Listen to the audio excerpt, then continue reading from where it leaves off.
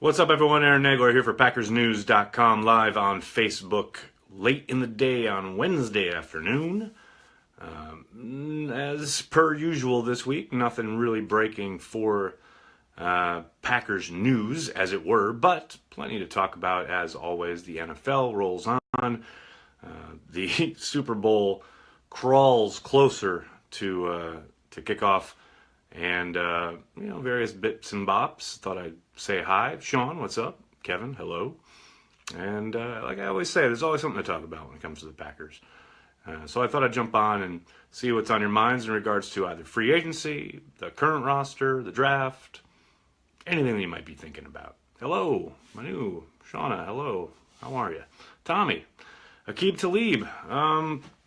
I tell you what, I got a lot of pushback even suggesting Aqib Talib, both last year and last week, because the report was out there that he would either be traded or cut. I think they have to put a call in, absolutely, if they are seriously contending that they want to be in on everything, which is what Brian Gutekunst said in his press conference, that they would be in on everything. At least you got to gauge where his head is at financially. As far as what he'll be able to help you with on the field, there's no doubt that he would upgrade the corner position from Devon House.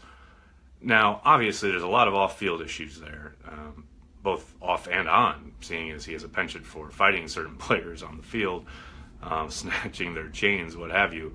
But there's zero question that he would improve the cornerback position for the Packers. And if Gutekunst is true to his word and wants to be in on every possibility of improving his roster, he should absolutely make that call if and when Talib is released. Alex Smith getting way overpaid. Russ, yes. Well, not really, because that's what the market will bear. $70 million guaranteed.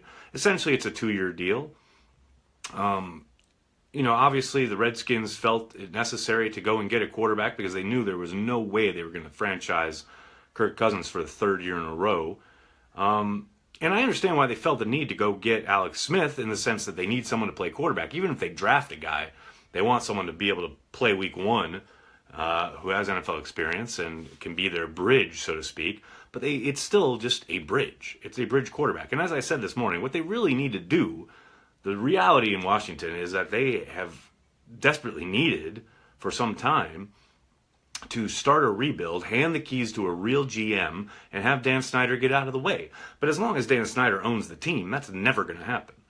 Of course, the Packers' angle on this is that with Alex Smith getting $70 million guaranteed, it does make one think, how much is Aaron Rodgers going to get?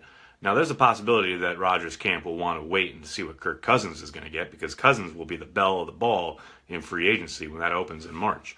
And obviously, Rodgers has very publicly, but very, he hasn't gone overt with it, but I think it was last year in an interview with Jason Wilde, he said, in regards to what Mike Glennon was getting in Chicago, if that brought into sharp relief his, place on the pecking order as far as payments for quarterbacks, he said it kind of has to, doesn't it? So obviously he's cognizant of it. He knows where he lies, and he knows his value to the Packers. Could Rodgers approach $100 million guaranteed? I don't think it's out of the question. I've seen some people positing that he may get a fully guaranteed contract. I do think that's a bit unlikely. Now, could it happen? Sure. Absolutely. That would be consummate with his value in Green Bay. I think last year threw that into sharp relief, but I highly doubt they do go ahead and give him a fully guaranteed contract. But I do think they will give him close to $100 million guaranteed. And after that, it's just a question of years and salary and what the cap hits are. And there's every possibility that they try and reduce his cap hit in 2018. Right now, I think they're set to be somewhere around $17, $18 million under the cap. But if Rodgers could reduce his cap hit in 2018, that could give him even more leeway to go and get a little bit more aggressive in free agency. Can they extend Rodgers before free agent starts this year? Yes, they absolutely could. I don't think they will. I think they'll try to. I think the Packers would love for that to happen. But like I said, I do think, especially now in light of what Alex Smith has gotten, indicating that Kirk Cousins will hit the open market, you got to think, unless of course a trade gets consummated, that's still a possibility since he's under contract. But I tend to doubt that'll happen. When Kirk Cousins hits the market and a team, basically blows things up as far as the quarterback pay scale, which will happen when Cousins signs his deal. I think Rodgers representatives will want to wait and see what happens in that regard.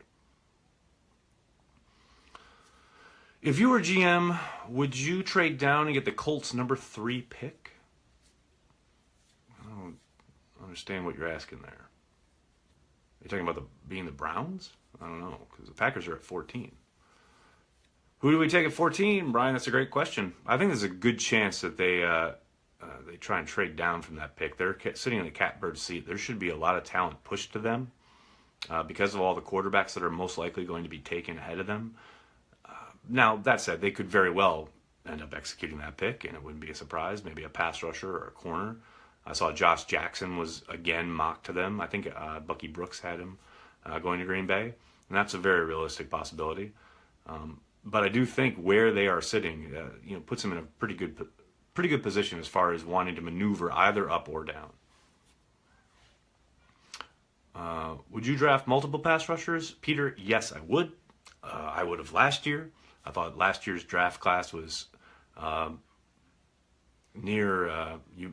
pretty unique as far as the amount of pass rushing talent that was available. The Packers clearly kicked the can there, so to speak, other than selecting Vince Beagle in the 4th round. But I think they definitely need to address it this year, both probably in the draft and free agency. How about trading that 14th pick and Hundley? Whew, I don't know, man. Who's taking Hundley after what he put on tape this year? I don't see it. I see a couple of people asking about the Sam Shields photo that Morgan Burnett put up. Now, you got to remember the Packers released him, and he has a couple of charges that he's been busted a couple times for off-field stuff. I'm not sure where he lies as far as on the punishment spectrum, so to speak, as far as what kind of suspension he's facing. But I think it's a real long shot to think that he'd be back with the Packers. If for no other reason, then it'd be great to have him back, and I think they could use his skill set. But one hit, and there's a good chance he's out for the year if he sustains another concussion, which he has become more and more prone to throughout his playing career. So while I get the excitement around it, it doesn't feel like a legitimately real possibility. What can Montravius Adams offer next year? The forgotten man. That's a good question. You got to look at his rookie year as, I don't think you can call it anything other than a disappointment. It's your 3rd round pick, and you get absolutely nothing from the guy. Obviously, he did contribute a handful of snaps throughout the season, but didn't flash anything of note that I saw. The biggest hope I think you can look at from Adams is that he hits the weight room. He comes back and makes a big jump as far as that year 1 to year 2 acceleration, where a lot of guys will, in a way that's kind of hard your rookie year. You're going through the entire draft process, you're training in a very different way. Sometimes guys just get into that second year, they're in a full NFL program for the full offseason, and it just clicks. Now, I'm not suggesting that's automatically going to happen with Adams, but it can, and we've seen it happen before. But they desperately need to get something out of him next season because his rookie season was close to a waste. Is Josh Jones and Clinton Dix our safety duo for the next 5 years? Andrew, not if Clinton Dix continues to play like he did in 2017. There's no way the Packers can go down that road for another 4 years if they get the same kind of output they got from Clinton Dix last year. Josh Jones, it's a possibility. Now, again, he's got issues and things to work on, but you definitely saw the promise there, especially early in the year when he was allowed to play closer to the line of scrimmage. I'm very interested to see how Mike Pettin uses him. The more space he's given to work in, the more it looks like he's swimming and kind of second-guessing himself. I do think Pettin will put him in some pretty good spots to be successful. Ooh, Alex Roundtree with the hotness here. Rodgers, Brady, or Favre? Well, I tell you what, they're all fantastic in different ways. Rodgers' ability outside the pocket, his maneuverability, his arm talent is unquestionably the best out of those three. Brady's precision, accuracy, ability under pressure can't be questioned. And Brett Favre's toughness and availability, absolutely second to none. So it really depends on what you need at what time, you know. You give me one game and I've got to win it, I'll probably take Brady. If I want to be entertained and I want to have a good time watching football, I'll take Favre.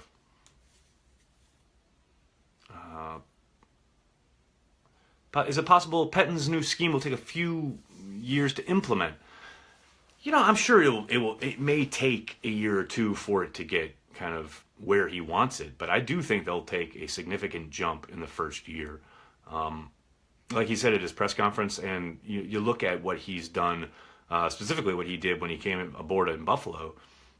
He didn't exactly have all the pieces in place that he wanted there, but they turned it around significantly as a defense. And I do tend to think, I buy him at his word, and I think, you talk to coaches throughout the league, and this kind of bears it out.